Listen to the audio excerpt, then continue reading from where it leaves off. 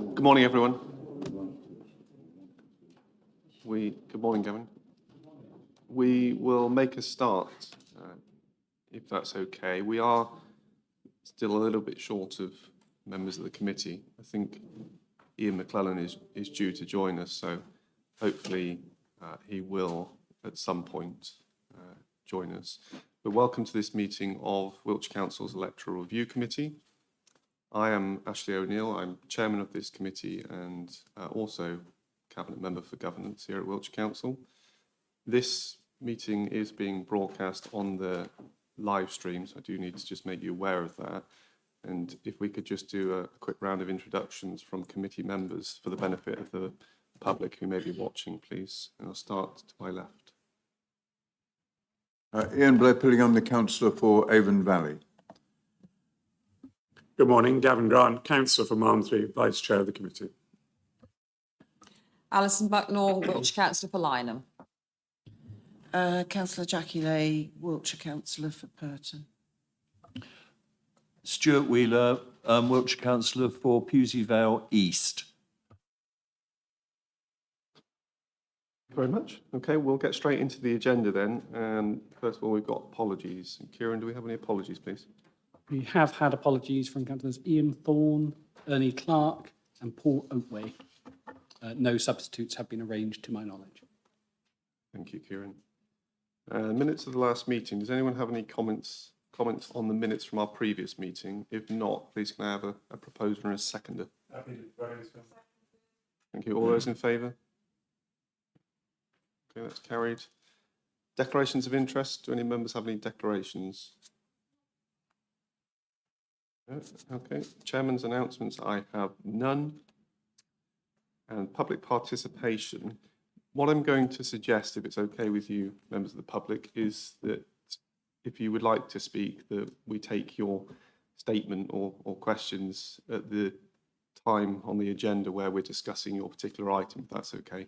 And otherwise, if you do it now, which you're more than welcome to if you want to, of course, when we get to your section, it might not be quite so fresh in the minds. Is that okay with both of you? Yeah. Okay, so now we go into the bulk of what we need to cover today, and that is essentially to review the results of the public consultation on our draft recommendations. And then obviously as a committee, we have to decide how do we want to proceed with each of the areas that we put out recommendations for. And are we making additional draft recommendations? Are we making final recommendations? Obviously with a view to those going to council at some point this year, depending on what approach we take and any further recommendations. I thought it might be quite useful just to do a quick recap, especially for anybody that's watching on the live stream, just to how have we got to where we are now. I know members of the committee, you'll be very much aware of that, but there's others watching that might not be. So we launched our most recent round of reviews, if you'll remember, with a briefing note that was sent out in August last year. And that's sent out to all members, containing information about the areas that we were reviewing in this particular round. And then between August and November last year, we met informally with as many of the sort of parish representatives that we possibly could, and also unitary members representing the relevant areas under review, really to discuss the proposals that have been put to us and make sure that we had as much understanding about them as possible. We subsequently then issued another briefing note and started a survey in November last year. That was an informal survey just to gather thoughts and representations from residents and other interested parties, with that closing in November last year. You'll then recall we met twice as a committee, one on one date where we actually adjourned the meeting due to not having what I certainly felt was sufficient members to make such important recommendations. And we then met on the 4th of January of this year to make our draft recommendations. We then started our formal consultation with, again, another briefing note, and that ran until the 28th of March this year. As part of that consultation, we physically wrote to those proposed to be transferred from one parish to another. So where we had review areas where it involved the potential transfer of electors, they were actually written to. That was the decision that we took as a committee in terms of the approach that we wanted. And then, of course, we had a number of public meetings also as members of the committee that you very kindly came along to, along with myself and officers, to sort of brief anybody that attended those meetings on what our recommendations were and give them an opportunity to give further feedback. So fast forward to where we are now and what we need to do today. We'll take each area that we made recommendations for one by one in the same order that we did when we had our workshop last week. I know for members that were here at the workshop last week that some of this information will be duplicated, but we do need to go through it again. Obviously, the workshop that we had last week was very much around looking at the data that we'd received in the consultation, understanding the information, not about making any decisions. That was not what last week was about. This week is very much about now deciding, on the basis of all the information that we've got, how do we want to proceed.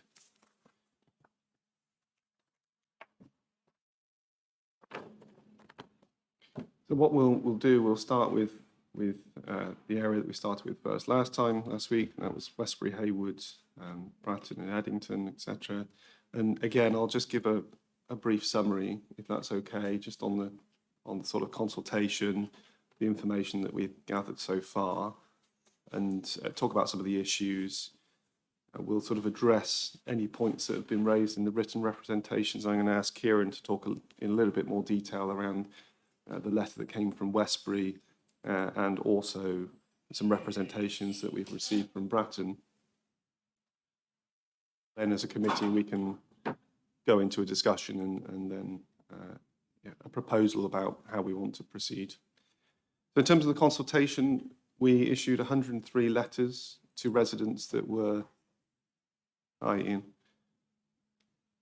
to residents that were potentially going to be transferred from one parish to another.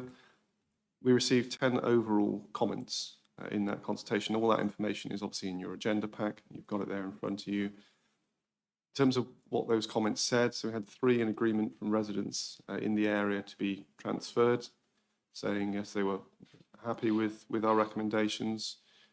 There were 2 disagreements in there, but they appeared to be from Westbury residents rather than individuals that were in the areas proposed to be transferred. There was 1 amendment or something that was suggested as an amendment in there that didn't actually propose anything, so I wasn't able to glean anything from that. And then 2 were opposing the recommendation and supporting the Westbury position. And then there was 2 that were supportive of the Haywood position, but minus Vivash Park, which is something that we're now very much aware of following the representations that have been made to us. So in terms of the comments that have been made through that process, so those in support saying that the current boundary down the middle of the road in the Ham in particular makes no sense, it's sort of inconvenient, it's arbitrary, and that our recommendations would unify areas of the Ham. It provides a clear physical boundary. Those opposed to the recommendations talk about the proposal removing Westbury's primary major green space, which is obviously Vivash Urban Park, and that's something that we'll no doubt get into discussion about shortly. Further comments there in opposition about nobody in the Ham identifying as being in Haywood. Given the sort of comments that we've got in the consultation, I'm not sure sort of how true that would ring. And then obviously the amendments mentioned around Vivash Urban Park, saying that it's got no residents, and should that be something that should be transferred to Haywood or not. We did obviously hold the public meeting on this particular review area. That was pretty well attended. We had representatives from both Westbury and Haywood. I think it's fair to say that the point about Vivash was made universally on both sides during that meeting. There seemed to be a sort of a degree of consensus from those making representations to us that maybe that wasn't the right thing to do in our recommendation to sort of bring it across to Haywood. So that's something we'll need to look at as a committee. Obviously, at the time that we made the recommendations that we did. We didn't know about that. That was something that came to light later on in the process. So in terms of the written representations that we've had, Westbury Town Council sent a rather lengthy letter, and I'm going to ask Kieran in a minute, not just yet, but just to address some of the points that were made, so that as a committee, if there's any of those that we want to address in our discussions, that we certainly can. But essentially, Westbury are opposed to the recommendations that we've made, and sent that quite lengthy letter in, setting out a number of points. Hayward supported our recommendations, but with a tweak to the boundary around Vivash Urban Parks. They have said as a council that they don't wish to take that into their boundary, and would we consider as a committee making an amendment to our recommendations to sort of not take that into Hayward. We did have some additional representations as well outside of the town and parish council. We had one from Councillor Gordon King, who disagrees with our recommendations and sent out quite a lengthy piece on the history of Westbury, more than anything. And then one from Councillor Francis Morland, who is actually with us today, agreeing with our recommendations. And then I think there was also, Kieran, you sent out an email yesterday with an additional representation from a resident of Westbury, so hopefully you've all had a chance to look at that as well. Kieran, I'm going to just hand over to you now if I can, and then I'll ask members of the public to come in once you've just updated us on the content of that letter, please. Yes, so the full response is in the pack, but just to summarise some of the points that were raised within that. They do talk about the fact that they submitted their request some time ago, and so hadn't realised it was sort of upon them by the time that the review started, and so they felt they could have put a better case than they did earlier.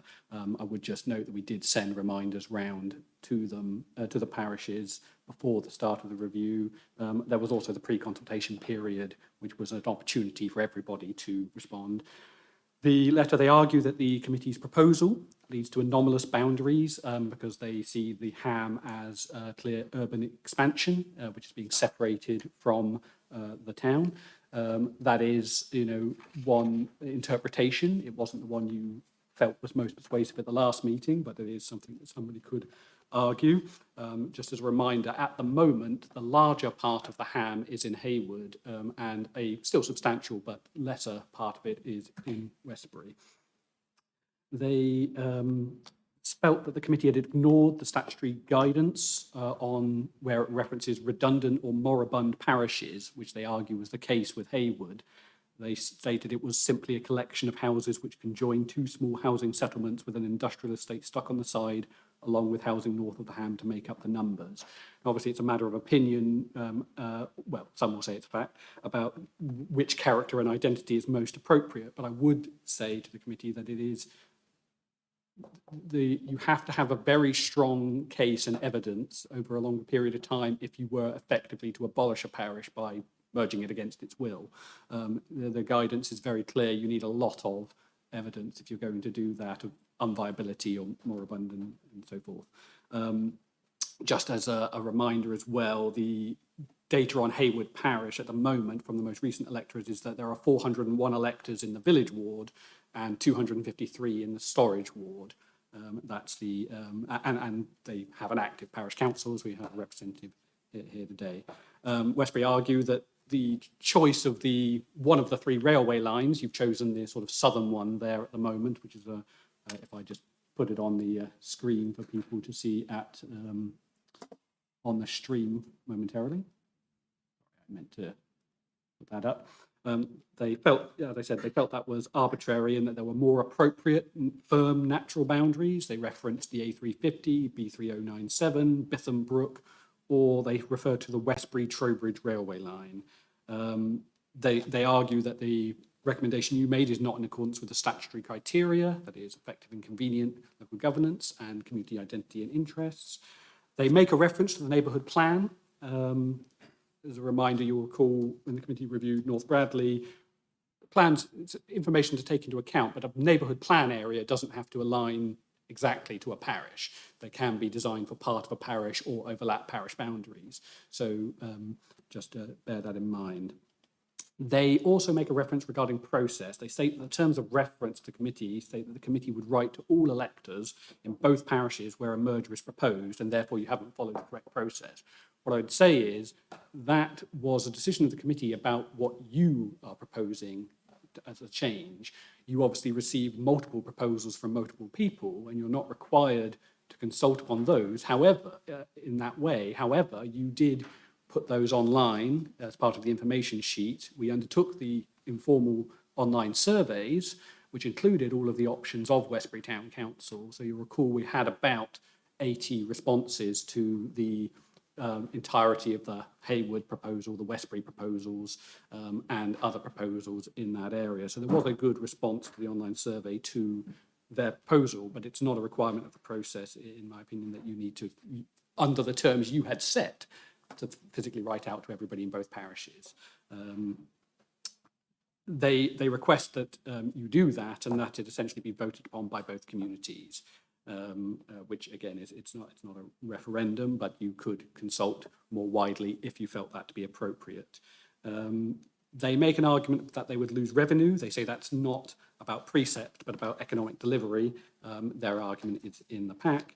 And they do also go on about Vivash Urban Park, which the committee are aware of, which is within the area you propose to be transferred, but which was transferred to the ownership of Westbury Town Council in December.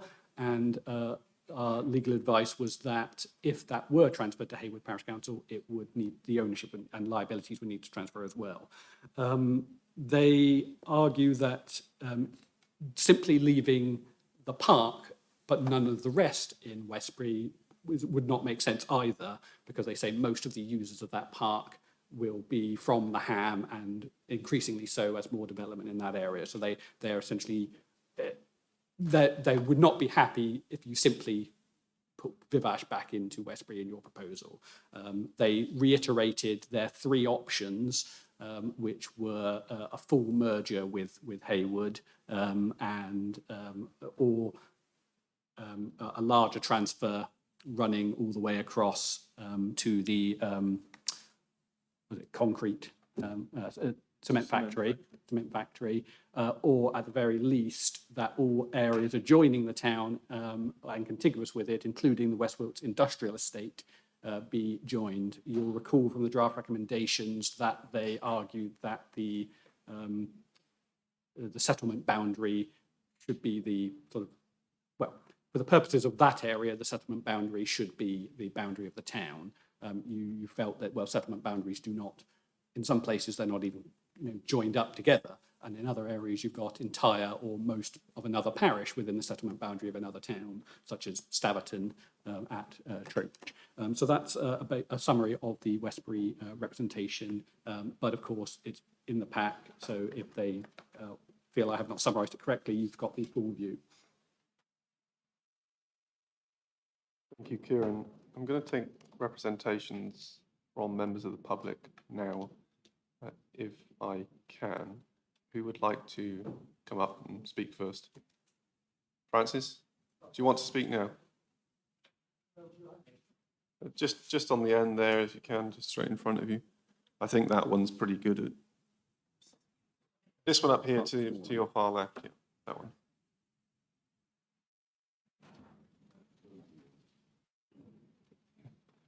Potentially, I've sent you to the microphone that is a bit temperamental, but we'll see how we get on. If it's a problem, just move over one seat. Like that? Does that work? Thank you, Chair. Well, in the requests I made to speak today, I included a couple of paragraphs of comment, and I don't know whether they've been circulated or not, but if not, I better read those, I suppose. Please note that my response to recommendation 1 of the draft recommendations consultation, P11, is at page 83 to 85 of Agenda Supplement 1, and did not include the extracts from the Westbury Ironworks by R.J. Cogswell, 1988, at 89 and 91. However, like Westbury Station, the site of the ironworks, of which nothing remains, has never been within the boundaries of Hayward Parish Council and is unaffected by recommendation 1. That's a confusion between what I'd said and what Gordon King, Councillor King had submitted. Created in 1896 and with only one small boundary change in 1909, Hayward Parish Council has survived intact for 127 years since then through many changes in local government, including the creation of Westbury UDC in 1899, Westbury Town Council in 1974, and Wiltshire Council in 2009. So it's essentially senior to all those other bodies. Turning to the responses, comments on the responses to the consultation, although modest in number, show agreement on all sides on one point, that the committee was correct to identify the existing boundary along the Ham as the central problem that needs to be addressed. However, the solutions proposed are radically different, and the committee will have to choose which it prefers. Hayward Parish Council's response to recommendation 1 is low-key and brief, but clear. The same cannot be said of Westbury Town Council's, which is lengthy and rambling, and along the way indulges in repeated stone throwing at Hayward Parish Council. Sadly, that has increasingly become a feature of Westbury Town Council's approach to this and other issues in recent years, and illustrates rather well why Hayward Parish Council sees no way forward in joint working with Westbury Town Council, either on neighbourhood planning or anything else. Westbury Town Council much prefers to act as a law unto itself, and Hayward Parish Council can console itself that being publicly denigrated and attacked by Westbury Town Council puts it in the same distinguished company as Wiltshire Council, the Planning Inspectorate, and the Levelling Up Secretary of State. Turning to the other responses, I do not entirely agree with Councillor King's analysis of the history of this matter. And as the Westbury Iron Company collapsed in 1901, it is largely irrelevant to the present matter. However, it does perhaps answer one interesting question, which is the reason for the 1909 boundary change. It appears that after the Berks and Hants line was built across the worked out iron ore deposits at Slag Lane, which was opened in 1901, Westbury UDC decided to tip all its domestic refuse into the mine hole adjacent to the line, and hence the need to reclaim that block from Hayward Parish Council, which is the reason why the present boundary runs along the Ham. I think that probably is as adequate for me for today, but if you have any questions, I'm happy to address them. Thank you, Councillor Morland. No questions from myself. Do any other committee members wish to make any comment or question, Councillor Morland? No, thank you. And then John Mason, do you wish to speak? Or?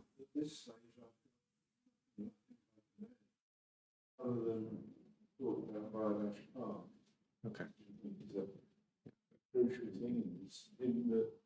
Yeah, do you want to come up and just sort of make that point, if you want to make a point, or if you just want to say that you've got nothing to say, that's absolutely fine.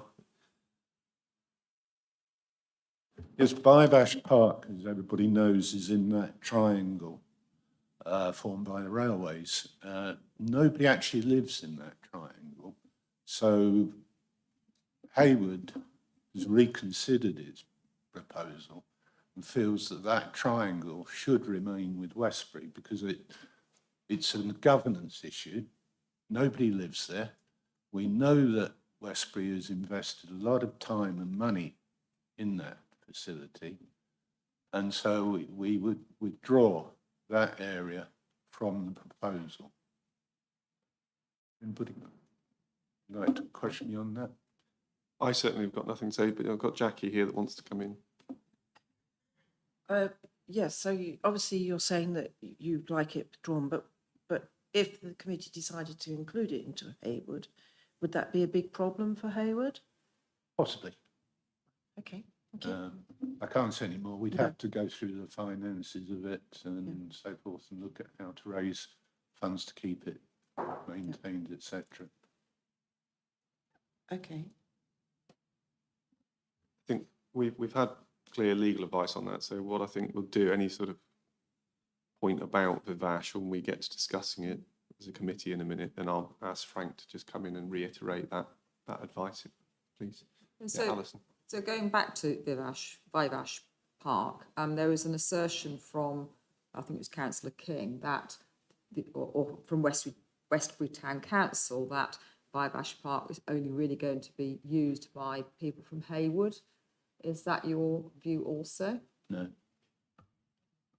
Quite simply, Vivash Park, which is in that triangle you can see up there formed by the railways, there's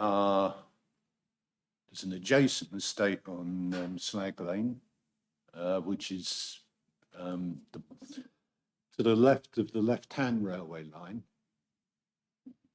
That's been running. That opened about 2 or 3 years ago, that estate, with people living there, so they would be using that park. Yes, there would be some people from the Ham go there, but the majority of people, I would suggest, would come from Westbury, on the north end of Westbury. People that live on the Ham, on the north side of the Ham, they've got a children's playground there. They may go across the road to Vivash Park, but to get to it is another problem for them if they're in a car, because at the moment they would have to go down Station Road into Slag Lane and then turn up towards the park, because they can't get to the park by car from the Ham. So if they're walking a dog, they've got to walk. Yes, they can walk a dog from the Ham if they walk, but if they take the dog in the car, they're going to be going right round the loop. Alison, are you happy? Yeah. Okay. John, questions just popped up into my head, and I'm wondering, it might take Kieran or whoever's got control of this presentation just to sort of put the mouse pointer on the screen, whether or not you could just clarify for the committee at what points can you cross and where the railway line, just to help with our understanding of the access into that triangle. Right, there is right, it's a bit hard to describe, but you see where the left-hand A is? Right, let's see if I can. 5 foot. You can come down this way. But you can't go beyond the bridge on about 40 yards because it's no entry at that point. By car, you've got to come all the way. So there are accesses, but so there is also a proposal to put a car-operated gate on there, which will only let buses through. So anybody coming this way is going to drive by foot. It's not a problem. Yeah. So is it fair to say then, as a sort of follow-up to that, that access to it is pretty good from wherever you are, and that it's not landlocked from one side or the other? So those individuals living in Westbury can get to it from their side, and those in Haywood. Yeah. Okay. You got over that bridge. There's a car park crossing there. There is going to be a basket proposed to the back coming here. Okay. So the cars can't get through. Apparently they're having problems with people taking the shortcut, ignoring the no through road. Okay. Yeah. Thank you, John. That's really helpful. I'm going to ask Suzanne whether or not she wants to add anything at this stage. Suzanne, do you want to come and say a word or two? Are you okay? As long as you're okay, that's all.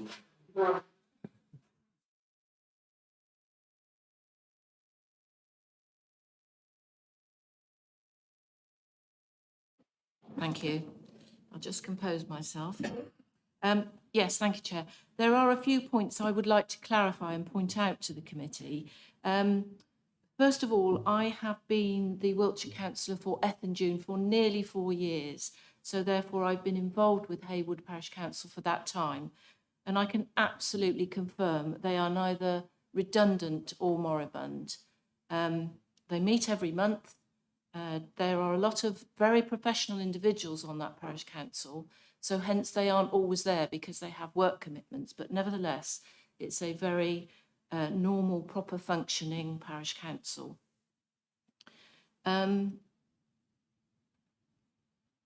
The issue in terms of the neighbourhood plan, I would just like to mention, when I was first elected, I went to a display and public consultation of their neighbourhood plan. So, but for COVID, it would actually be in place by now, I'm sure. And it is still, they've obviously resurrected it and they are still working hard on that neighbourhood plan. Vivash Park, I'd just like to make the comment that clearly Westbury Town Council have invested an enormous amount of effort, skill and financial commitment to that park. Now, if they'd done that with the view that they thought that really the main users would be in Haywood, I would seriously question that situation. In lots of other communications that Westbury have put out, they rightly indicate that this is a really brilliant facility for the whole of Westbury. And it's not that far from an enormous amount of residents to actually walk there.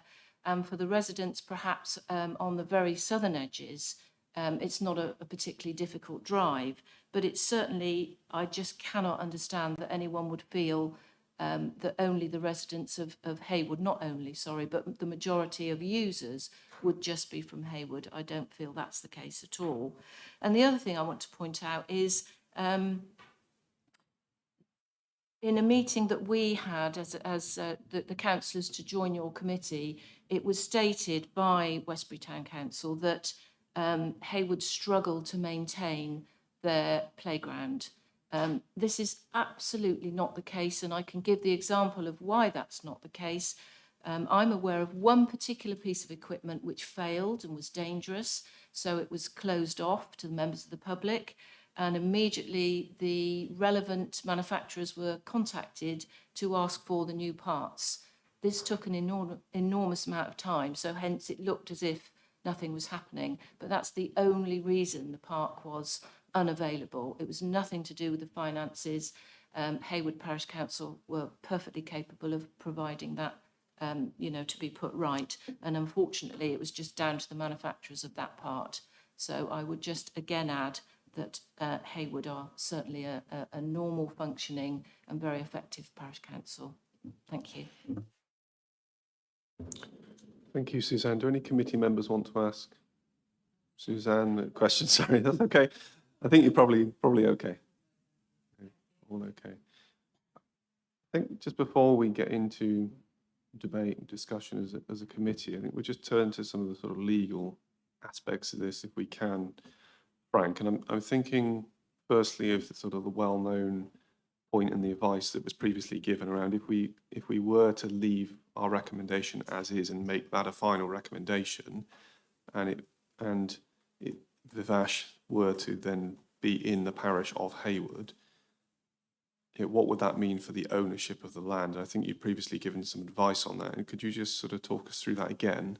And then secondly, there was the points raised by Councillor Grant at our workshop last week around what sort of other obligations were there potentially in the S106 and the links between the planning permission that was granted for the development that would now be under our recommendations in Haywood. If we were to amend our recommendations and leave Vivash in Westbury, what would that mean then for the relationship with that planning permission and anything within the S106? Does that make sense? Thank you. It's by operation of law, if the Vivash Park is left in the reorganised area, the ownership would transfer to Haywood Parish Council. There'd be a separate land registration that Parish Council would have to arranged to actually get the registered title for it. But by law, the actual ownership would transfer. There is also the property rights and liabilities in respect of that park would transfer. So there would be an argument that in fact any contribution that was paid to the town council that was not expended may go to the parish council as well to maintain the urban park. Effectively, in respect of the question of the 106, I've only had a quick look this morning. There does not appear to be any tie-up between the houses themselves and Vivash Park. I haven't looked exactly at the plans, but it appeared that there was open spaces and the urban park that were both put in respect of the planning permission and the 106. And it was interesting, the appeal decision, it went on appeal to the Secretary of State. The council originally refused permission, but subsequently there was a circumstance change where the council didn't oppose it. But the Secretary of State, in talking about the urban park, and in the 106 and in the appeal decision, it is referred to as an urban park as opposed to an open space. And what happened is that, if I could just bring up the wording of the decision. It's just a paragraph 8 of the decision. It says, furthermore, analysis of part C of the site demonstrates, due to its size, topography and proximity to both the pond and railway, it is better suited to more informal recreation use. This is the view of council officers who support the provision of the urban park to mitigate existing under provision of such space and to provide for future recreational activity. And in fact, in the conclusions, it actually says it's to address the existing shortfall in the town. So effectively, the urban park was developed as part of the permission, but it was addressing an existing shortfall in the town. So it would be consistent for the park to stay with the town. Are you happy with that, or do you wish to? I am. I think that's a very helpful exposition. Thank you, Ms. Game, for it. And I think the reference to the Secretary of State's decision is probably very useful for this committee, actually, in terms of this particular part of the discussion. Thank you, Chairman. Yeah. Okay. Yes, Ian, sorry, I didn't see your hand up there. So I just want to double check.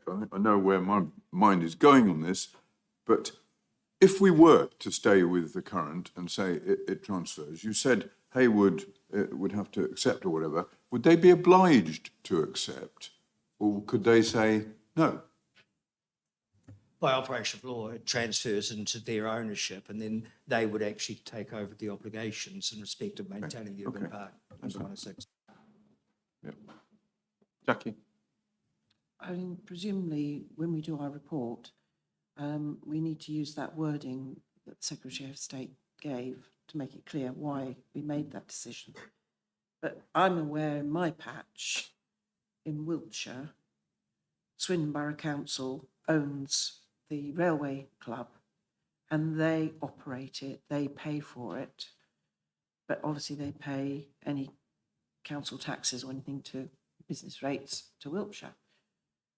So it is possible, I suppose, if we hadn't had the Secretary of State's ruling, for another authority, such as Haywood, to own the land, but the neighbouring town to be operating it, or vice versa. And, you know, I noticed also that there was Section 106 monies were paid. The amount of money that was paid is equivalent to the amount of money that which was given to obviously Westbury. Westbury then spent that money on the park. So they haven't been out of pocket, because if it had been reversed and the park had been given to Haywood, Haywood would have got that money. So it's irrelevant as to who got the money, who spent it and who now owns it. But obviously Westbury spent a lot of time and effort on what they've been doing with the park. I mean, it's just sort of my random thinking. I'm not sort of saying that we should make any different decision, but I just feel that we should be clear in our minds that if we made the decision to keep it in Westbury, that's the correct decision. But it could be that we should be making the decision it should go to Haywood, and Haywood might say, actually, it might be to our benefit to have it.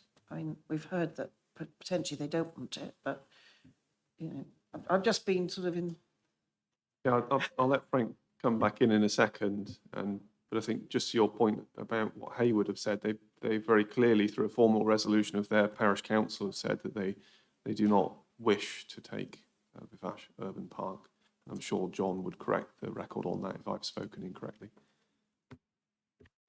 Yes, so in respect to the Railway Club, I don't know the background, the legal background, but it's interesting, the regulations itself, there could be an ancillary transition if there'd been land that remained in Westbury but was linked to something that was transferring. So there's a recognition that you may actually have a council that owns something outside of the area that the council maintains or pays rates on, etc. So that's not an unusual situation. In this one, it was within the one area, and with the line, if the line is shifted, it would transfer and all the obligations transfer.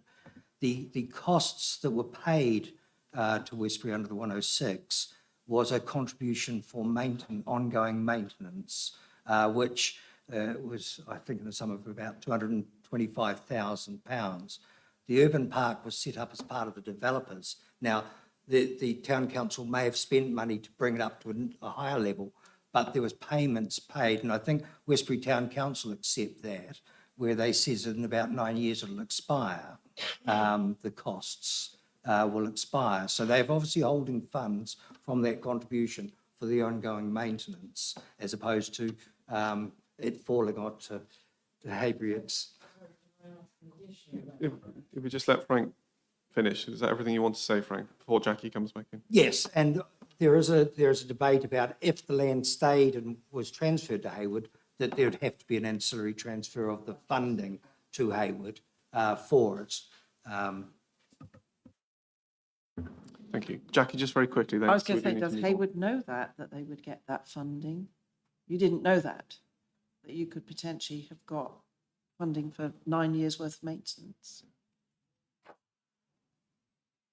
So their decision that they made was not all the information. I've got Alison and then I've got Stuart.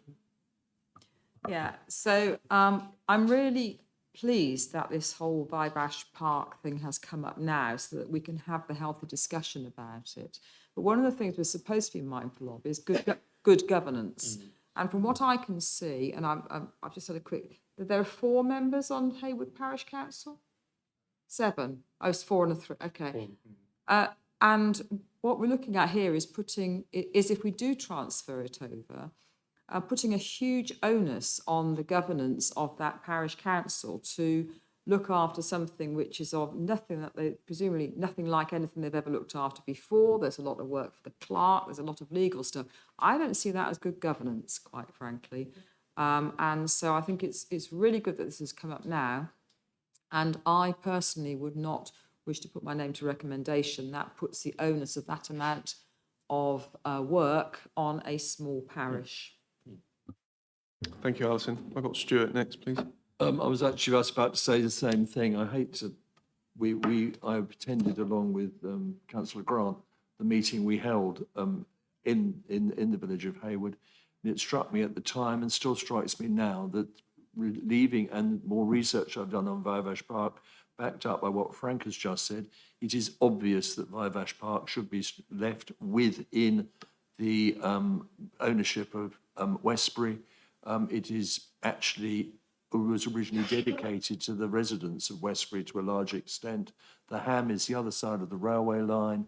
It was made very clear to us, if you look at the maps, and I've just looked at a detailed map, that Vivash Park is identified very clearly by physical barriers, which falls under the regulations of the Act. And it seems to me that to some extent it might have been our fault not being aware of the exact history, or maybe even Haywood not being aware of the exact history, that they included Vivash Park in their original request. And it would seem to me I would propose immediately that Vivash Park be excluded from Section A and included and left within the parish of Westbury. Do you have a seconder? Okay. Well, that takes me to what my next point was going to be anyway, and that we need to now go into a debate about where we go from here. I'll just speak very briefly, if I may, before any others come in.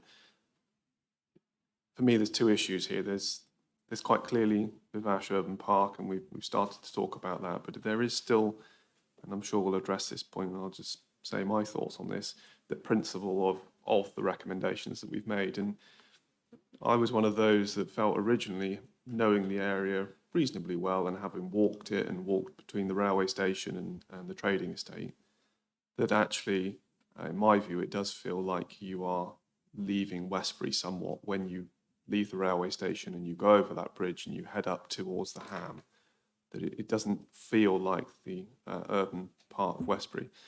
Nothing that I have seen in this whole process, through the informal survey that we did, through the public meeting, through looking at the consultation responses, has done anything to change my mind. In fact, quite the opposite. The comments that we've had only reinforce, in my mind, the recommendation that we made originally, particularly around unifying the Ham there into the parish of Haywood, was the right recommendation, essentially. So that's certainly my view. I would also say that entirely supportive of the proposal that you've made, Stuart, and Gavin, that you've seconded, that I think it's entirely right and proper. We've heard quite clearly from Haywood that they do not wish to take Vivash Urban Park, and with all the associated sort of obligations that would place on them as a parish, and Alison, you're quite right that probably would not be good governance. So in my view here, I'm very happy that we go with the original recommendations that we proposed, but with the amendment to take out that section of Vivash Urban Park and use the railway line still as a boundary. So instead of including that triangle here, and if you could just, that's it, yeah. So right the way up. So we just take that triangle out. Everything else that we've recommended stays the same. That is my view, but I'd be interested to hear the view of other members. I've got Ian first.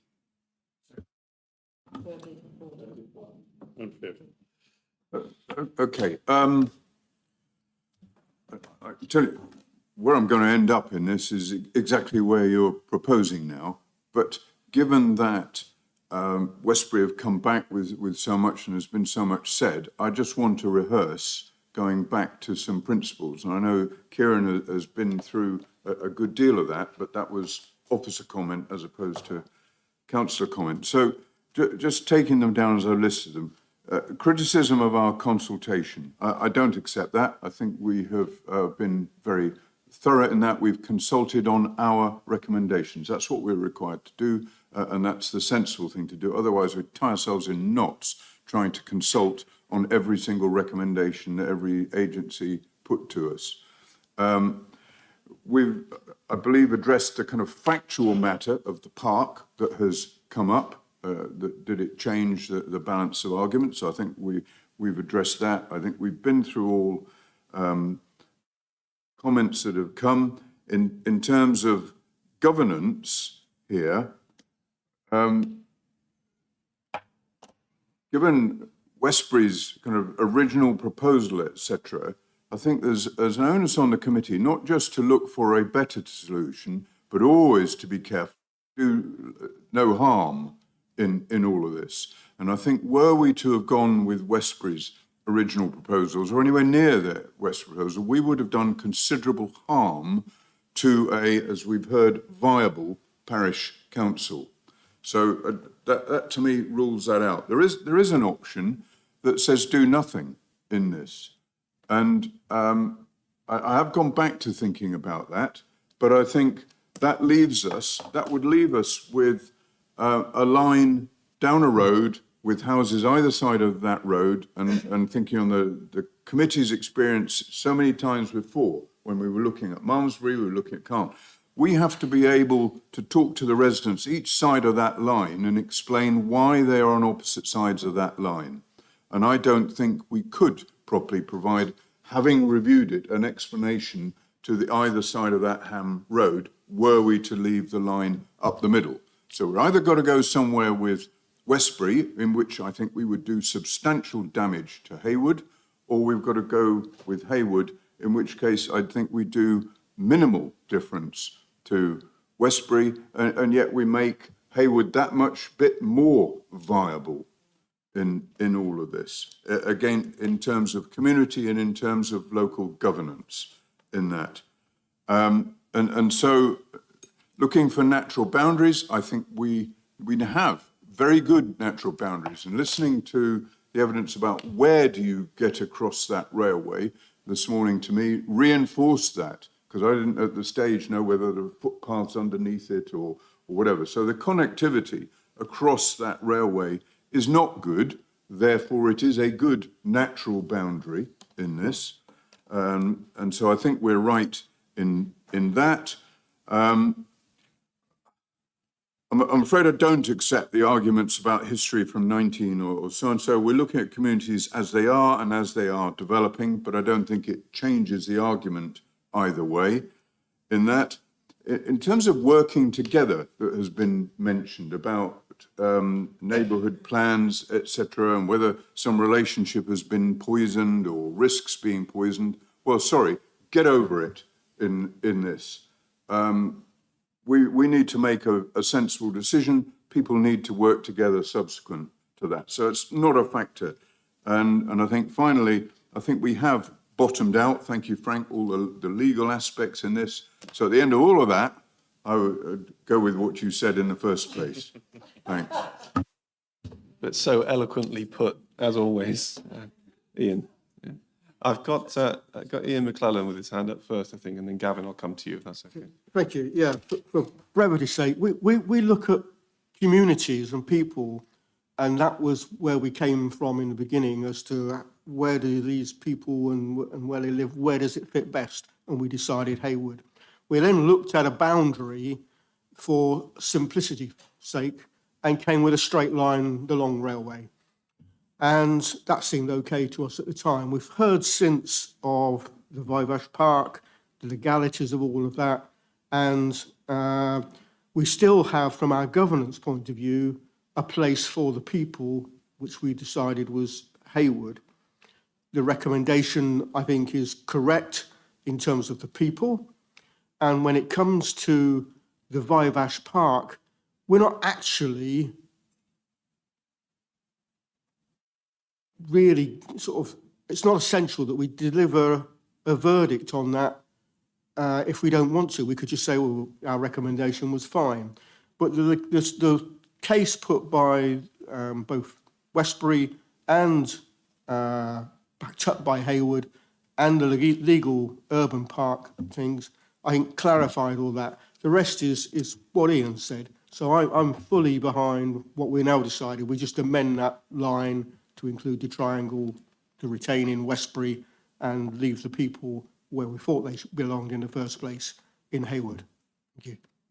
Thank you, Ian. I've got Gavin next, please. I'll be brief, Chairman. I think we need to remind ourselves, exactly as Councillor McLennan has just said, that where we started in this debate was around the irrationality of the division of the ham, which is clearly one community, and therefore, because otherwise it wouldn't be called the ham, to be blunt.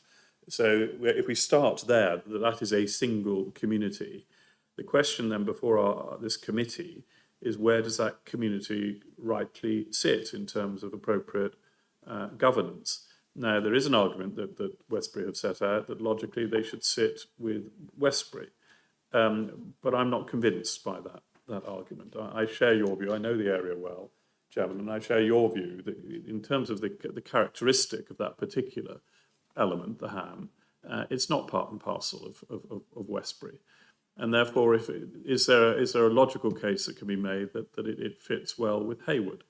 And having listened to the arguments, having listened to the resident who spoke to us from the ham, that was crystal clear that the people of that community do identify more strongly with Hayward than they do with Westbury. And I think while we are not obliged to simply take that in some form of a referendum, I think we are duty-bound to listen carefully to those that live in a community as to how they see and identify themselves. So if our starting point was that the ham needs to be a single united community under one parish governance, the decision, I think, is, and I remain convinced that is the right place for us to be. I think the decision is reasonably clear-cut, that they sit better with Hayward than they do with Westbury. Now, the Vivash Park element, I think we've had excellent clarification this morning. I'm very grateful for it. Should we have known about that before? Well, perhaps we should. But part of the whole purpose of consultation and community engagement is that these matters are then drawn to our attention, and we're able then to investigate them thoroughly and properly, which I believe we've done, and to come to an intelligent conclusion, which is why I was delighted to second Stuart's proposition and fifth yours, Chairman. I think we have done a good and thorough job here. It's not always appropriate for committees to pat themselves on the back, but we have listened attentively. We have investigated this matter thoroughly. We have gone to consult with those both online and in paper form, and we've listened to them in person. And we've listened to our local councillors, and we've listened to the parish councils concerned, and indeed members have been here this morning to speak to us as we debate this particular matter. And not all of our proceedings are completely in public, and some may have reservations about that. But we also know, those of us who sat around this very table in the workshop a week ago, that we spent a lot of time carefully considering this matter and going through in some detail the responses that have come to this committee. So I completely share Ian's view that we're on very firm ground here in terms of how we have conducted ourselves. And I would expect nothing less, because if we were not on such firm ground, you, Chairman, and your predecessor, Chairman, would have highlighted that to us, and I, as Vice Chair, would have expressed my reservations. I have no reservations here. We've done the job properly. I think we're coming to the sensible and appropriate conclusion. And I, for one, will be proud to support our recommendations as and when we take them to full council. Thank you, Chairman. Thank you, Gavin. Very well said. I got Stuart. Yes, just two minor points. I wanted to just pick up on the Westbury contention that they should take over the whole of Hayward. To my knowledge, and Kieran can correct me if I'm wrong, there is only in the whole of the parish reviews, only one parish council that has actually been entirely dissolved, and I think that was Roundway. And I was just about to add, the only reason Roundway was dissolved when we took it through under my chairmanship was that the Roundway parish itself agreed that it made sense for them to form part of Devizes because they were an extremely peculiarly shaped parish, because they actually were the boundaries of the former large estate. And I agree entirely with what everybody has said. We have done this meticulously.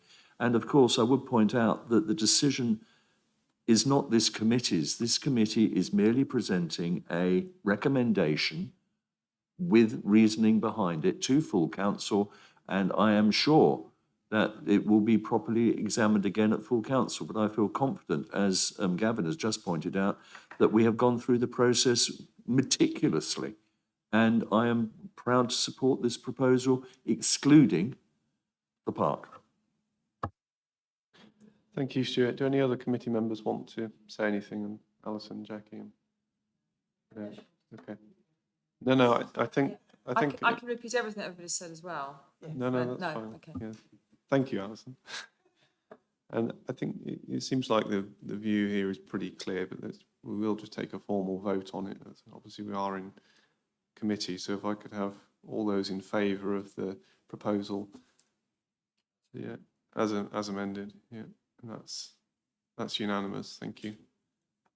Okay with it. I think so. Just one other thing we do need to address. Obviously, we are making a change to our original recommendations. Therefore, this will be further draft recommendations, and it definitely is prudent that we undertake a short consultation on this particular element. And Kieran, I think you've suggested potentially that a 4-week online consultation might be appropriate in this instance. I mean, your previous, particularly as you're not actually moving any further residents into the area, but even if it was only a few, you could still write to them individually. But yes, it's an adjustment to your existing recommendation, and it's common practice, as with the LGBCE, when they did the review of this council, when they do an additional consultation, for it to be a shorter period, and you did online consultations for those previously. So I believe that would be acceptable. One other minor point, Chair, was just a point that Hayward sort of pointed out to us. So on the map there of the areas, there is a tiny little triangle below the railway, which doesn't have a separate letter B on it, but was part of the sort of all areas below. So you've got the 1B, and then there's a little bit of triangle, very You brief. just can't fit a B in there. Exactly, but we can put a tiny little B and draw a line to it just to clarify in the future consultation that it does include that little spike. But and our intention was for it to follow the railway line. Yeah. And that is clear, I think, in our Yeah. recommendation. So Can I just make a suggestion? You don't need to put the B in the triangle, you could put a B with an arrow. Yes, That would make probably it be clear. easier. Yeah. we'll sort something to make it absolutely clear. Are we all happy with that? That we just undertake a short sort of online consultation just to make sure that we've crossed all the T's and dotted all the I's. Alison?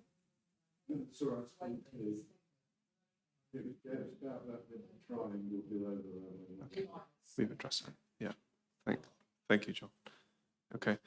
I think we're pretty much there on that. There, we do need to just address one other point, which is the comments that were made by Bratton in response to the consultation around the fact that we didn't make any recommendations, if you recall, around Fitzroy Farm. That's currently in Eddington. There was a sort of request for that to be transferred.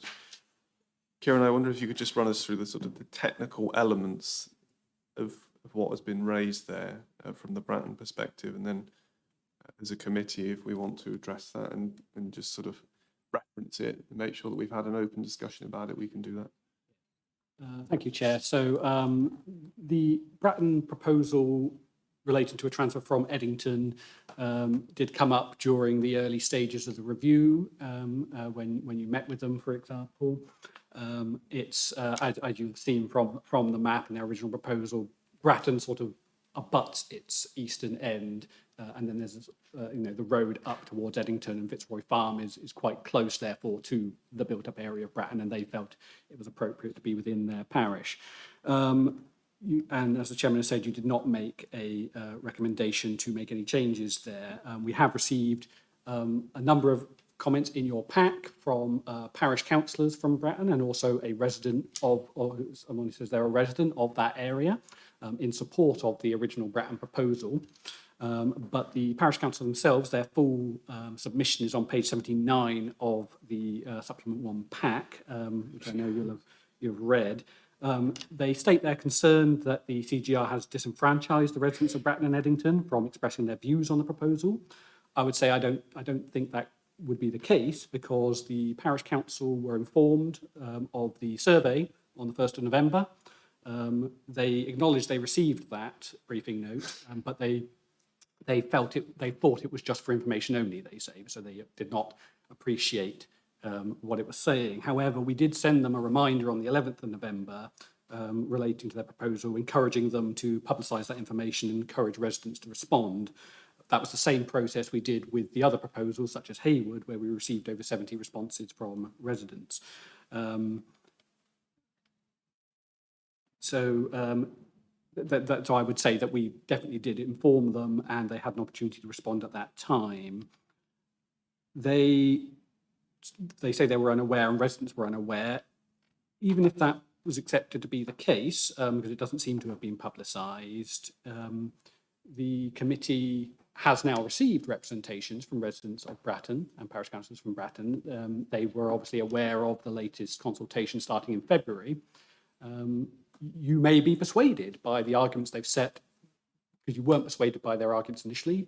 You may now feel they've made a good case that we should transfer that area, which was opposed by Eddington, and you could then choose to go out to consultation on that. So they've had an opportunity to comment on that, notwithstanding that it wasn't a specific recommendation within your proposals. People always have the opportunity to write in and say, I'm not happy that you've not recommended something, change your mind, please.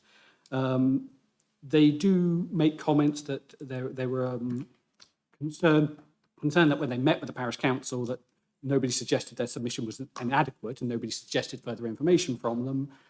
I would say that, I'm sure that meeting discussed their proposal in depth. It was then sent the survey, and the onus would be on the person proposing the change to provide sufficient information. The public meeting could also have been attended, and in fact that was attended by at least one member of the public.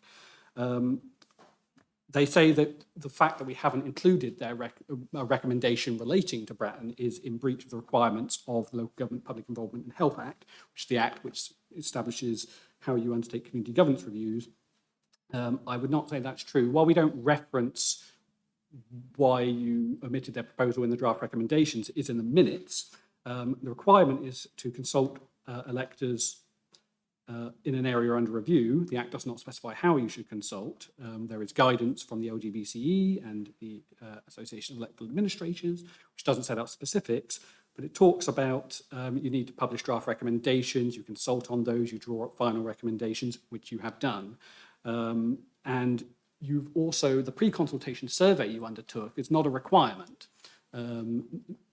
That's part, you've chosen to do that as part of your information gathering, and residents and Parish Council of Bratton could have responded to that. And indeed anybody else could have. So I would say that you have actually consulted on their proposal to a degree. It's unfortunate that they didn't get a lot of responses, which they say shows that it was inadequate.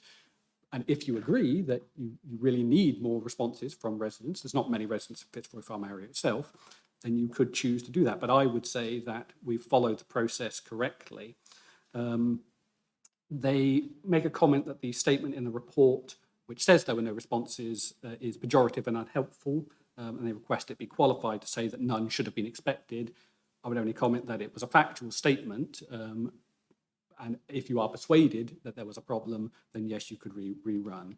They ask that you notify Bratton Parish Council properly about the recommendation. I'm not entirely sure what that means in this context, and allow sufficient time for receipt of notification to be promulgated throughout the parish.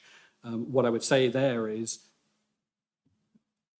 in addition to acknowledging receiving the initial draft, the briefing note on the pre-consultation survey, they received the briefing note on the consultation and they responded to it and encouraged others to respond to it. You've got 6 or 7 responses within the pack. Therefore, numbers have responded. So I would not see there a need necessarily, unless you are persuaded of the merits of their proposal under the statutory criteria, to rerun a consultation on that. Obviously, if you are persuaded that there's a good case to be made, then absolutely an additional consultation could be run. So that's just a summary of some of their points and my comments on that, Chair. But as I said, the full comments are within the pack. Thank you, Kieran. Alison, just before I bring you in, Susanna will give you the opportunity as the division member, if there's anything you want to say, you don't have to, of course, on this particular issue, please do so now. Thank you, Chair. To be honest, I'm really surprised that they clearly didn't fully understand and receive that information. Whether it's an issue with the clerk who would have received it, I honestly don't know, and that's something I will check with them. But as a parish council, they don't remember and they did not receive, but clearly the clerk did. So I really don't know, and I feel I need to investigate that. Thanks, Susanna. Alison, you had your hand up.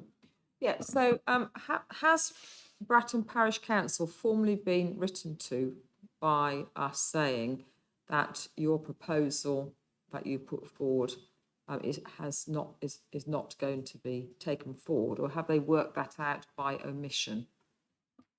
The latter.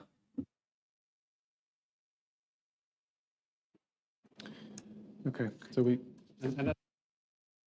Yeah, I think I can understand a little bit of disgruntlement if that is the case, although of course our final recommendations aren't our final recommendations until they're final.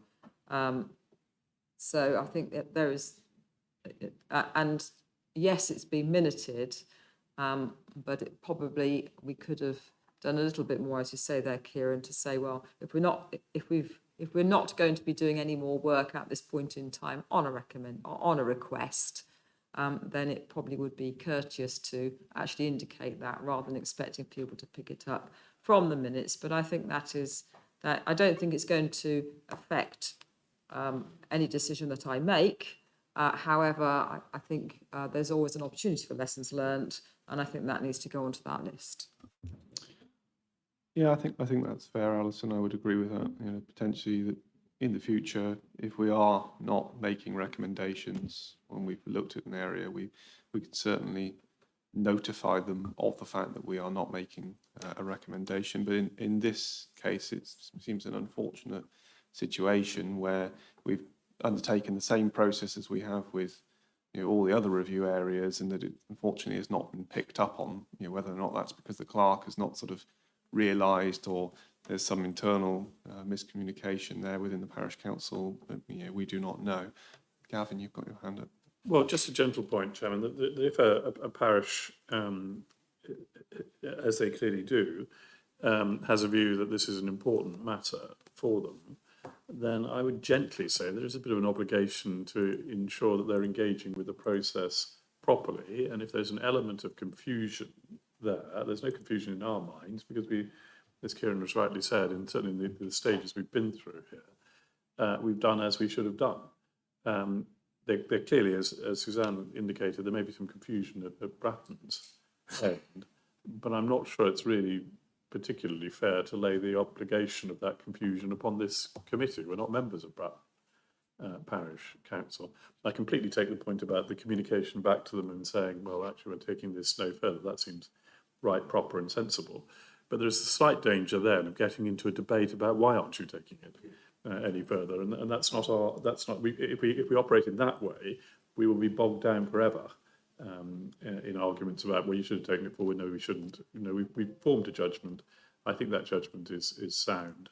I think there is a point of learning, as you've said and Alison has said, and I'm sure that will be taken on board, but I don't think there is a need to reopen this discussion at all. Yeah, you're quite right, Gavin. There is a danger that you end up in a situation where you can't win with these things. Well, I guess you could argue that you never win. But I'm entirely comfortable with the process and that we undertook, and nothing that I have seen has raised any new issues that would lead me to think that as a committee we should revisit this particular area. But of course, as members of this committee, if you feel differently, then we'll look at it again. But I've got Stuart next.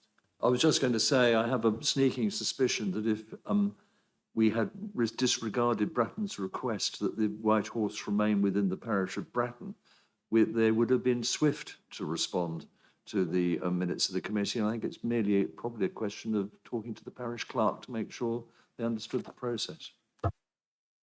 Thank you, Stuart. I've got Jackie, and then if there's no other points raised, I Yeah, think I we'll was move on. going to say, if it's a question of lessons learnt, I wondered whether the committee, whether this time round or previous times, have had issues where the clerks have not perhaps picked up on our communications, whether we have a different process where we also copy in the chair of the parish council when we send out the initial papers, and we request that we see a copy of the parish council minutes to say that they've discussed it. I mean, I'm not talking about every step of the process, but when the initial notification goes out to the parishes, just a thought, as to make sure that we've made sure that they've understood we've started a process and they now need to engage. I'm not quite sure as a committee we should go as far as asking for copies of their minutes, but certainly our officer team have heard the feedback, and any sort of future changes that we make as a result, we can leave to our officer team. Okay. Try and copy in the chairs. Yeah. Does anybody else want to make a point on that? We're happy that we let sleeping dogs lie, as they say. Onwards and upwards. Okay. I'm going to suggest we've been at it for an hour and a quarter now, that we just take a very, very short 2-minute break as a comfort break, and then we'll come back to the remaining schemes, which I would suggest it will probably be somewhat quicker to go through, I think. That's fine. Yeah. Okay.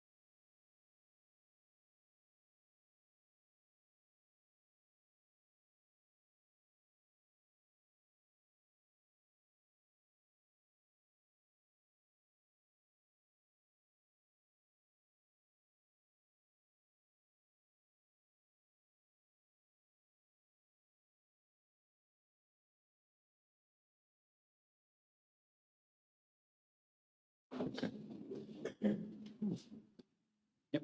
Okay, live stream has resumed, so we're good to go.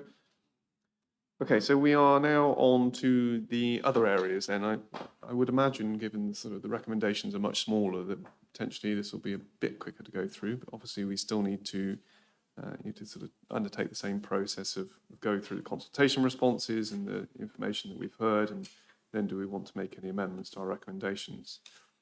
So recommendation 2, if you'll recall, was Luggshall and Tidworth. So just a quick recap on what happened with this one is Luggshall had said the area of Perham Down they felt should be transferred to Luggshall. As a committee, when we made the recommendations back in January, we obviously said that we didn't agree with that at that point in time and sort of declined to take that forward. And the reason why this recommendation is here, however, though, is because there was also a request for the number of councillors to be reduced on Tidworth Town Council. And we made the recommendation to go from 19 down to 15, and that the North and West Ward contained 10 councillors, and that the East and South Ward contained 5 councillors. In terms of the consultation, obviously, because there was sort of no transfer of electors involved, we didn't issue any letters out, and we had no responses in the consultation from anybody, but that's not surprising given that we're only talking about warding arrangements. I think that's sort of reasonably common for these types of things. We had no response at all from Luggshall, so they chose not to put in anything to say that they felt that we had made the wrong recommendation.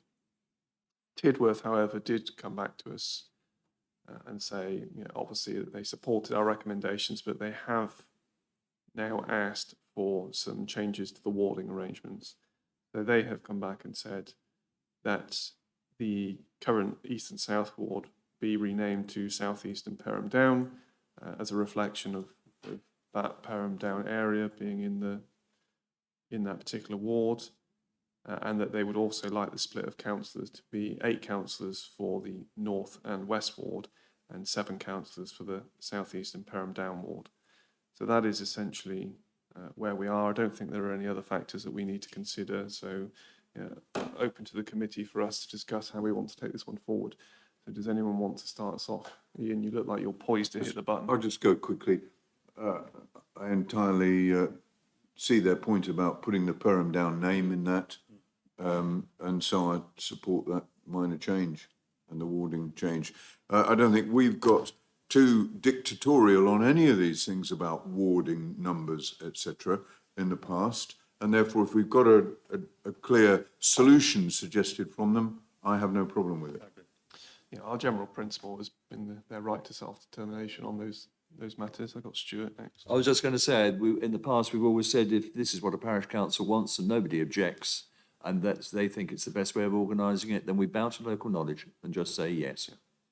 And I would actually propose the recommendations as amended to, 8 and 7, and the renaming of the wards like again. That's great. Yeah, do you have a seconder? Okay. Seconder, everyone's got their hands up. Just before we do, Kieran, sorry, can I just ask you to clarify, obviously, just looking at the map there, they've asked for 8 and 7, 8 for North and West and 7 for what would be South East and Perham Down. That looks like there would be quite a significant difference in the number of electors in the wards. Have you got the data in front of you? Because that's quite an even number that they've asked for. I just want to be careful that we're not going to end up with one ward that has 100 electors per councillor and one ward that has 10 electors per. I'll just get to the information now. I would say it's not a requirement for parishes to have electoral equality in their wards, although sometimes that can be a good idea. When you decided on the 10 and 5, that was closer to proportion, and it may be that they're anticipating a certain level of future development. So let's have a look, see. So at the moment, there's 3,800 people in North and West and 2,300 in East and South. So it is considerably. It's about 65%, about 60% the size. Okay, Ian. Can I come in a kind of suggestion or a question?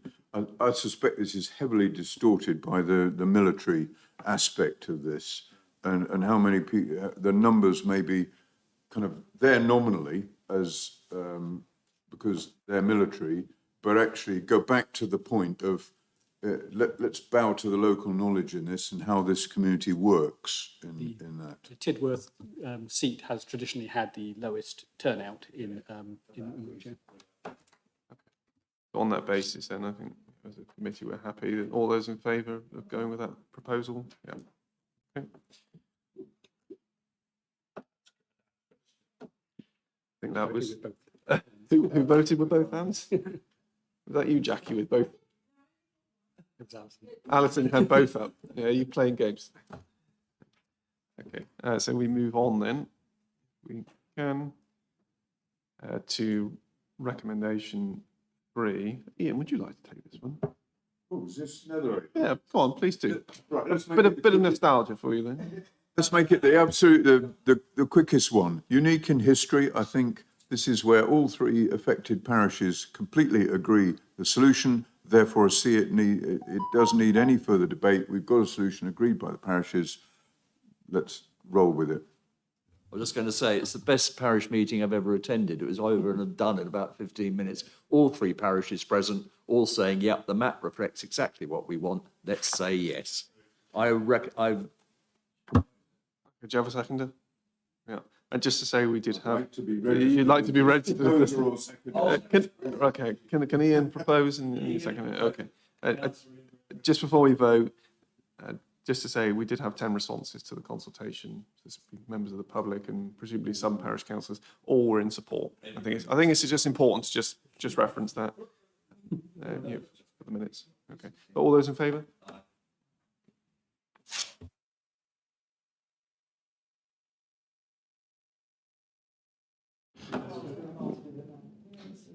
This next one is Grittleton Castle.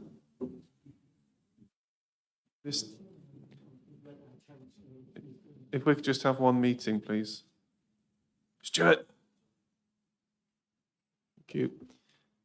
This next one is Grittleton Castle, Coombe and Nettleton. This might not be quite so quick.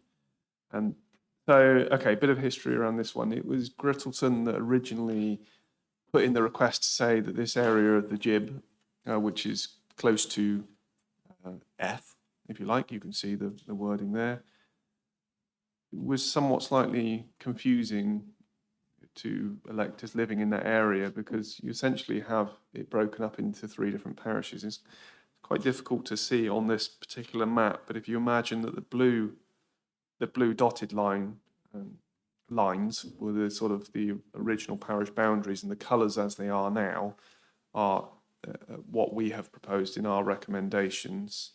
And essentially there was no sort of proposal as such from Grittleton or anyone else to say this is exactly what you should do. So as a committee, this is the recommendation that we came to. And we did, they're not major changes, but we have made some tweaks there. So that parcel of land that is labelled F, we said transfer from the parish of Nettleton to Grittleton.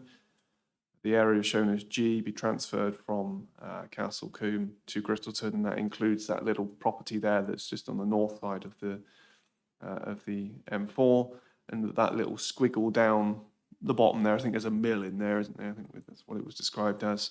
That's transferred from Grittleton to Castle Coombe.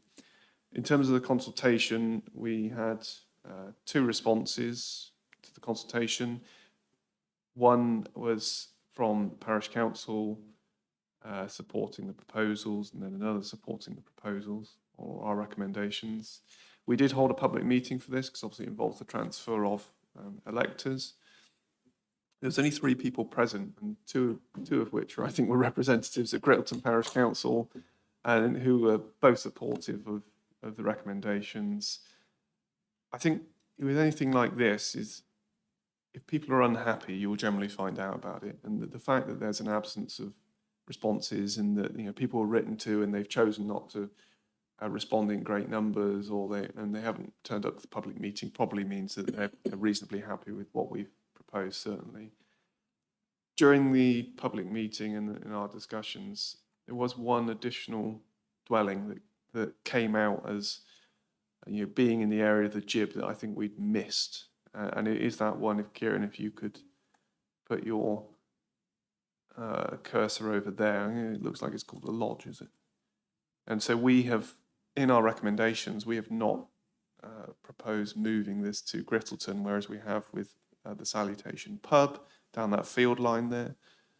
So as a committee, I would suggest from the responses that we've had, it looks to me like the material issue for us to consider is whether we want to make an additional draft recommendation on that particular property itself and moving it in. We did ask the parish council representatives if they could go and have a conversation with the individual or individuals living in that property. I certainly have had no further representation from either the parish council or the electors living there. I don't know if you've heard anything, Kieran? No. Okay. So that would seem to me to be the key factor for us to decide there. So open to debate, really. Does anybody want to kick us off? Gavin, whether you want to start? Well, I think you've summarised it very well. Actually, you and I attended that public meeting, well, barely public, at the meeting. That was the only issue that really emerged. And I think your suggestion is entirely sensible. Any other committee members? Yeah, Jackie? With the lodge, is there an obvious field boundary that would give you a nice, neat boundary following the cursor that is now moving? Is that what we had in mind if we included the lodge? If you could, Kieran, if you could just kind of scroll. Presumably, some of that land might belong to the other them. way. And therefore, does it then bring in those other properties that's at I Bybrook? mean, it looks like there's an access track that goes a very long way down to there, which is, I mean, that's all woodland essentially. But that's, yeah, So whether the sensible thing to do would be to leave it as it was, because it looks Well- like the lodge is part of something don't much I don't. bigger and The better. problem is the access to it is very clearly from the jib. If you go there, I mean, that sort of access track is Yeah. potentially historical and maybe not even related to the main dwelling there, because it looks like it leads to other barns. But where which does we it go don't to? know. I mean, is it the lodge of what? Is there a bigger house or bigger estate or something? Just depends. Is it No, Woodbury it just- Hall? It just stops. It just looks like it's some the mill's kind of got a track. different road. Yeah, the mill has a different road. Alison? Yeah, I mean, I think we have examples in many other places. You and I almost share, is it you? No, it might be Howard. And I have a property which the only access is through Bradenstoke, but it's in a completely different parish. And I think sometimes when people buy places way out, they actually don't really, they do that because they feel separate anyway, and they don't necessarily have any allegiance to anybody. If they've been written to and haven't responded, then I would suggest that we just leave them where they are. We didn't write to them. We didn't write to them. No, we didn't Oh, write to them okay. because we never included them in Right. our original Okay. draft recommendations.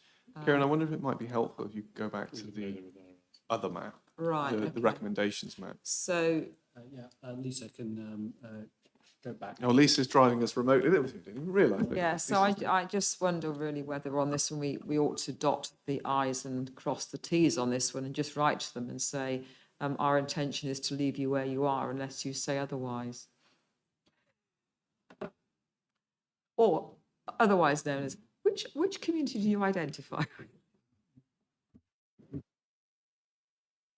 You could brief consultation just to include them, because it would only involve writing to one additional person. That way, when you get to your due meeting, you could decide which one to recommend to full council. Wouldn't have to do further consultation at that point. Yeah, I would be reluctant that we don't propose something today formally and consult on it, that then leads us to potentially have to make a further draft recommendation at a later meeting, which means that we can't take this to the right council. Chairman, I'm happy to propose that we include that property in the unification of the jib with Grittleton. and that we consult the individual, the resident concerned on that matter. Okay. And what about the sort of the exact drawing of the line? Well, I would just. Are you happy for, Kieran, could we possibly, is it possible that we go away and look at the exact line and then recirculate It that? looked to me like there was a garden If you would attached like to us the lodge. to, Yes. have a look, circulate Yeah. something round to see if you're happy with a precise line. Yeah. That would have to be pretty quick. Can I suggest we do that? Because if we try and draw an exact line right now, then we're bound to make a mistake. So Yeah. Because looking at satellite, which is what I'm doing now, it actually is not as big as, I don't know, you can probably see this, but it's only I can't that see little area which seems to be around the lodge. yeah. But So- if we go away and look at it, let's Yeah. draw the right boundary and we'll circulate it to committee members or officers will. And if as long as you could just, the majority of us say yes, we're happy with that, that can go in the consultation. And then at least if they say yes, great. If they say no, then at least we've consulted and we don't have to go through this again. Yeah. Okay. So does somebody make, you propose? Okay. Seconder? Okay. All those in favour? Yeah. Okay. That's carried.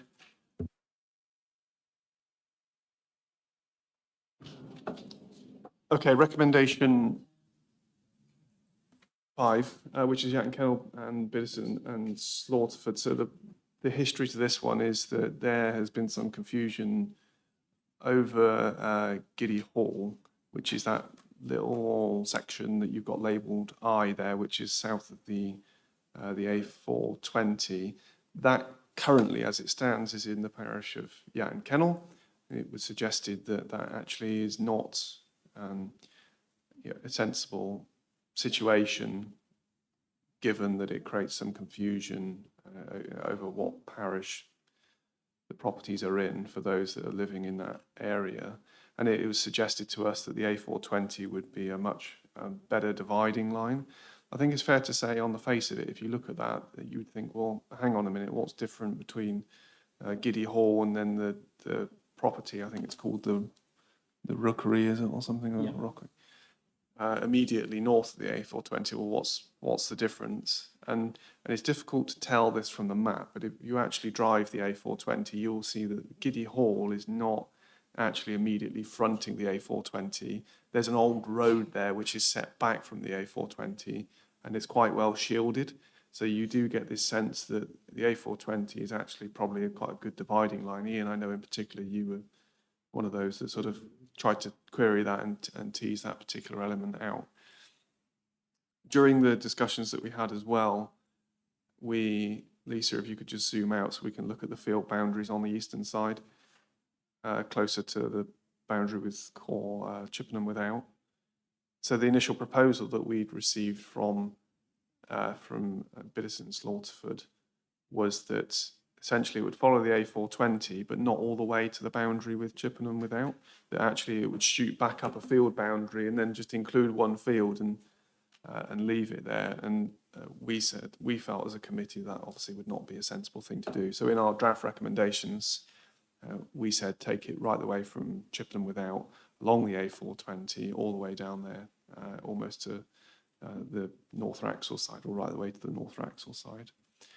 So that was our recommendation. Lisa, if you can just go back to the slide deck.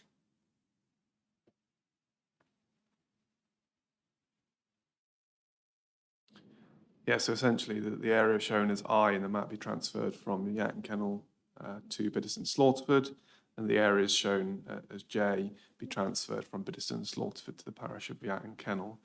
In terms of the consultation responses, and I'll talk a bit about the public meeting in a second. So we had 4 responses to the consultation, 2 in disagreement, but 1 raising the point about precept, which, as we all know as a committee, that's not a factor that we're able to take into account.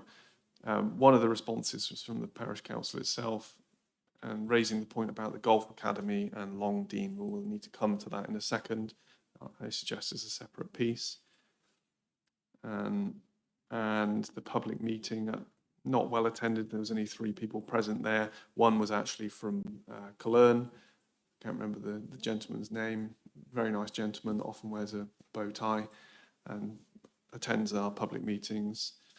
And he was supportive of our decision not to recommend, if you remember, at, what's the name of the mill? Slaughterford Mill, that is currently in Cologne, was very thankful of the fact that we didn't recommend bringing that into the parish, into another parish. And then otherwise, the other people present were supportive of the proposals that or the recommendations that we'd made. We've had no formal written responses. Kieran, correct me if I'm wrong, from the parish councils concerned, No, but yeah, and Keenan were there. other than the representations that were made at the public meeting. And then what we think is from Yat and Kennel in the consultation response. That's really the sort of, the crux of it all and the background. I would suggest that obviously today we need to make a decision on, are we happy with what we've done in this particular area? And Kieran, with your agreement, if we can address that point first, and then if we can then look at the Long Dean aspect and then have a discussion about the Golf Academy again, that would seem like a sensible way to divide it up. So does anybody want to open us into discussion / debate on this?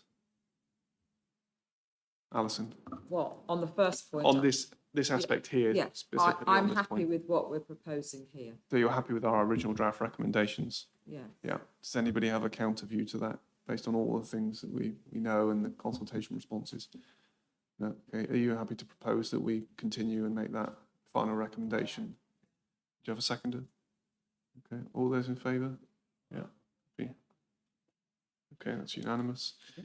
Okay, so we do need to address the other 2 points here. One is that there's an additional property that has been identified there at Long Dean. Lisa, I don't know if you can switch to the other map, if you wouldn't mind. That's actually me on that. Oh, is it? Okay. So confused who's got control of the screen. So what's Lisa doing then? She's been sharing the presentation. So Lisa's got the Taking notes. presentation and you've got the map, Yes. the interactive map. Okay, right, I understand. Okay, so you've got Castle Combe there on the western side of your screen, and you've got Yat and Kennel on the right. Throughout the course of our discussions, there's this additional property that's been identified that's currently in Castle Combe. It's Long Dean Mill, by the looks of things, but is accessed from the Yat and Kennel side. Now, we obviously just need to decide what we want to do here with this, whether we want to make an additional recommendation on this particular property or we don't wish to. But just caution, of course, that the situation that we found ourselves in with Slaughterford Mill is that we thought, well, that seems like a relatively sensible thing to potentially make a transfer on. And we were told quite clearly during the survey that they did not wish to move from one parish to another.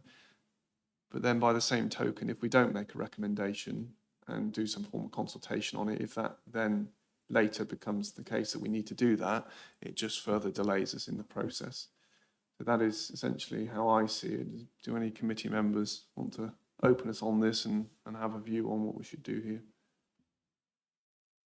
Go on, Ian. Just say, you put that kind of warning at the end, further delay. I don't think the further delay is critical in this. We need to bottom out the solution. Correct. Yeah. Yeah. Does anybody have a view that they wish to express, Alison? Well, it's just a rerun of the previous discussion we had. So we have to take the views of that particular property into account, I think. Yeah, I mean, obviously this is an anomaly essentially Yes. that's been identified. It's not Yeah. it's not part of the main recommendations that in terms of the same area. I mean, I mean, you can see, but the thing is, you can't even argue that the line of the Bybrook has been used as a boundary there because it comes off the Bybrook. So, if there's potentially a sensible, I mean, this has come from the parish council as well, so it's not come from a sort of a random place. The parish council have identified it as an anomaly. You know, I have some sympathy from that. Kieran, I wonder if you could just move the map to the west so that we can see where that particular track goes. What's that track there? So that is actually a main road. Well, a main road, we call it a main road. Tarmac road. Potentially from both directions, but we obviously don't know the status of that track. Yeah, it does look like it does something strange here. Yeah, it looks like a mapping error. Yeah. Not quite stitched up, probably. Yeah, yeah. Or a slight jiggle in the road. I mean, it's the other. There's clearly a bridge over the Bybrook there.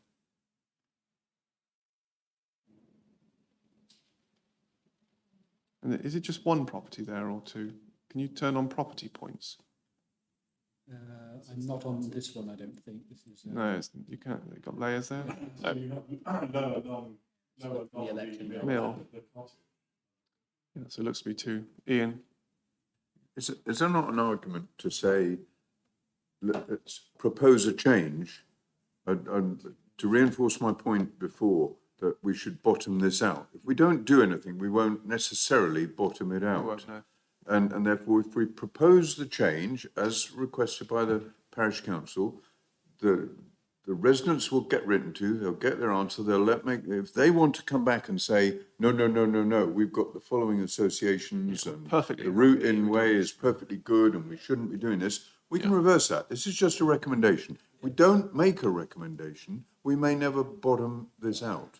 Yeah, and I think it's a fair point, and I think there is probably a boundary there that you could draw along those field lines, somewhere around where the Castle Coombe CP label is, that potentially would make more sense. So are you sort of happy to make that as a proposal then, Ian?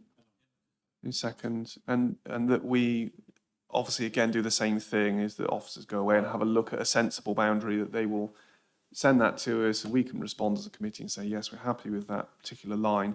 And that, more importantly, that we write to those properties informing them of the recommendation. Yeah. And then we will either tease out whether or not they feel that that is right. Then they're happy, potentially. Both parish councils and the residents in there have been told, Yeah. then they'll shout or applaud. Yeah, quite. Okay. All those in favour? Yeah. Okay, that's carried.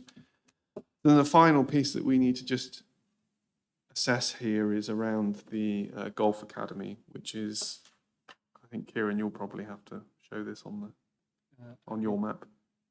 Yeah, I'll just.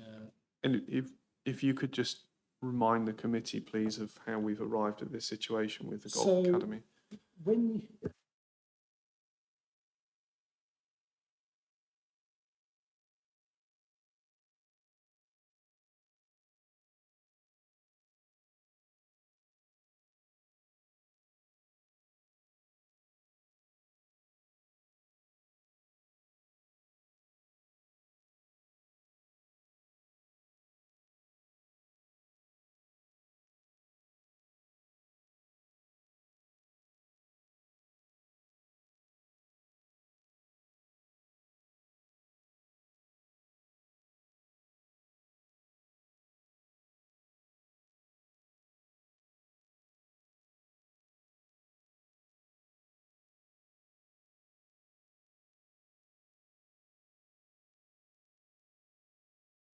Sorry. There was some confusion about whether they had withdrawn their request. That is, Yatt and Keenan had withdrawn their request this time around. Just for the sake of the video, they proposed it pre-2021. It was not recommended. They proposed it again for this review. You declined to recommend it. After the meeting happened, they confirmed that actually they did still want to do it. They'd had some confusion about whether they could ask for it because of the divisional change that would be required, and it was confirmed that they could, so they put forward it again. We circulated round to the committee to ask them, did that change your view in any way? As to the arguments, no residential properties in there. It's mostly their concern was to do with planning. In response to the latest consultation, which does not recommend it, and also at the public meeting, Yatt and Keenan Parish Council are still very keen for this area to be transferred to them. They regard it as in part of, is that Tiddlywink? Tiddlywink. Sorry, I shouldn't laugh. It took me by surprise when I was driving through. So they regard it as a part of Tiddlywink, and therefore they think you should propose it after all. So they have not submitted any additional arguments, but if you are now persuaded, you could do so. But it would require consent. You could make it, and then you'd have to request a divisional change. Yeah, because it can't be warded. It can't be. So it would have to change the division boundary. I mean, Gavin, I'll bring you in just a second. So I think the question for us as a committee is that we've had that point raised again during the consultation. Do we feel that there's anything new or material that's been raised that would lead us to say that we would potentially want to make recommendations in this area? So over to you for discussion, Gavin. Well, Chairman, I know this area extremely well. I drive it very regularly. It is not part and parcel of the small community of Tiddlywink. There is a gap between the two. I'm not minded that we should be making this change simply because one parish council is saying they'd like to have it. I can't see any compelling reason. As we know, the divisional members, one of them is the cabinet member for planning. The other is the chair of the strategic planning committee. So if there's concerns of that somehow some odd planning thing is going to occur here that nobody's going to notice, it strikes me as you couldn't pick a better place or a worse place to be if you were trying to do that than that particular location. So I'm not minded to support a change around this. Thank you, Gavin. Alison? I hate it when I have to agree with Gavin, but on this one, I mean, there's an electricity substation between the Golf Academy and Tiddlywink, and it is actually a reasonable way out from the nearest property. I just don't see how it can be identified as part of Tiddlywink, and quite frankly, I don't think it's worth us having to go through the exercise of having to persuade the local government, the boundaries for the unitary on this one, because we're not being very easily persuaded, and what happens if they turn around and say no? I think I'm just not persuaded, so I am not going to vote to include the Golf Academy as part of this proposal. Kieran, just before I take any more comments, can you just scroll down and look at, if memory serves me correctly, there are dwellings to the south that they talked about though, aren't there? Yeah, okay. And they're a long way from Tiddlywink. Yeah, okay. I mean, Ian, I've got Ian next.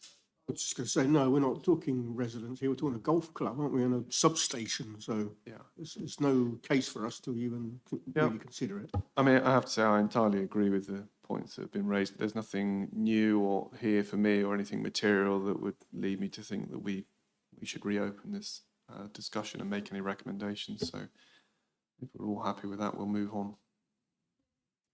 Okay. Okay, back to the presentation then, I guess. We're almost there. If we move on to recommendation 6, which is Warminster, this could be a potentially very quick discussion. If you remember, our recommendations were that Warminster Town Council be increased from 13 councillors to 14, that the Town Council continue to comprise 4 wards with councillor numbers as 2 councillors for the North Ward, 4 for the West Ward, 4 for the East Ward, and 4 for the Broadway Ward. In terms of the consultation, well, there's not really a lot to say. There was no responses to the consultation. The Town Council, given that they were the ones that put the request in the first place, and have not sent in a response to the consultation or a written representation of any form. So there's absolutely nothing to suggest that we've made the wrong recommendation here. So did anybody want to start us off with a proposal? Yeah, thanks. All those in favour? Fine, there we go. That was nice and quick. That's like just the perfect debate. The perfect debate, yes, quite. Okay. Yes, tell us we've done something wrong. Yeah. Okay. So we move on to recommendation 7, and if you remember, this is technically about Donhead St Mary, Foven, Monkton Farley, and Grimstead. We didn't make any recommendations for Grimstead and Foven because through our informal discussions and surveying, the parish councils indicated to us that they didn't wish to proceed with those changes. So we didn't make any recommendations. So we're left with the recommendations that we did make here, which is Donhead St Mary be decreased from 13 councillors to 11 councillors, and that Monkton Farley be increased from 7 councillors to 8 councillors. So in terms of the consultation, we had one response from Monkton Farley Parish Council in support. Then we did actually get some additional representations. They had 2 residents responded to the consultation, both in support, and they were on the Monkton Farley side. We had nothing from Donhead St Mary, so take that as you will. Who wants to open us up on this one? Alison? Move the recommendation, Chair. Okay, all those in favour? No, fine. Okay, so that brings us to the end of our recommendations. We do have just 2 other agenda items to cover. You'll be glad to know. One is the date of the next meeting, which is scheduled for the 27th of June this year. And the second is urgent items, which I don't believe we have any. That is it. We are done. Thank you very much, members, and that was good. Just to say, Chair, so so the next meeting would be intended to both consider the additional consultations you've done, recommend on to full council possibly, and also determine which reviews you're doing for the next round. Just to make a point on that, we are in the process of just trying to identify everything that we understand to be outstanding, not only from requests that have come in from parish councils and other interested bodies, but also things that we have identified internally as anomalies that we may wish to look at as a committee. So I'll just give you the prior warning, there could be quite a large list for us to look at. It is looking like a long list. Most of them are quite small and uncomplex. Councillor numbers, minor tweaks, warding arrangements. There is one in there that is potentially a bit larger, which is the Marlborough, Savernake and Preshute request for a merger that we will need to look at. But in that respect, in terms of covering, well, Yeah.